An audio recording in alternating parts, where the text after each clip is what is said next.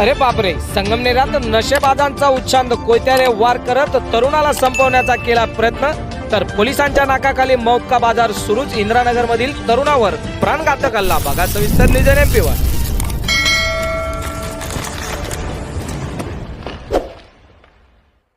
प्रेक्षकांनो, संगमनेर शहरात सध्या सणासुदीच्या पार्श्वभूमीवर पोलिसांनी कडेकोट बंदोबस्त आणि रूट मार्च काढले असतानाच दुसरीकडे गुन्हेगारी पोलिसांना उघड आव्हाने दिले जात आहे.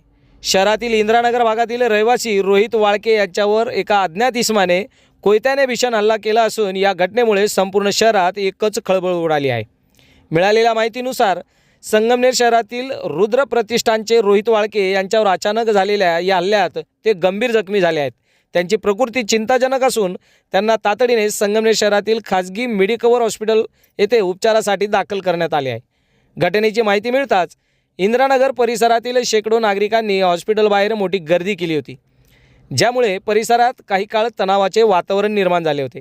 संगमनेरमध्ये सध्या अवैध धंद्यावर पोलिसांचे लक्ष असल्याचा दावा केला जात असला तरी मात्र वस्तुस्थिती भयानक आहे. शहराच्या कानाकोपऱ्यात नशेच्या गोळ्या आणि घातक इंजेक्शन, MD पावडरचा सर्रास पुरवठा, गांजा विक्री, अवैध विक्री यांच्यासारख्या अंमली पदार्थाचा बाजार जोरात सुरू आहे. या नशेच्या आहारी गेलेले तरुण किरकोळ कारणावरून एकमेकांच्या जीवावर उठत असल्याचे आजच्या घटनेवरून स्पष्ट होत आहे. एकीकडे पोलीस रूट मार्च काढून आपण सज्ज असल्याचे दाखवत आहेत, मात्र शहरातील अवैध नशा विक्री यासाठी आळा बसवण्यात यंत्रणा अपयशी ठरत असल्याची चर्चा नागरिकांमध्ये आहे.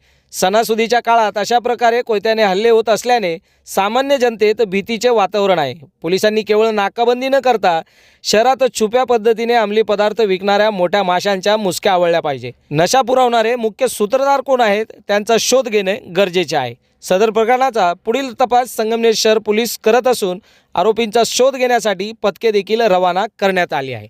न्यूज NMP करिता आनंद बनबेरूसह शौकत पठाण, संगमनेर.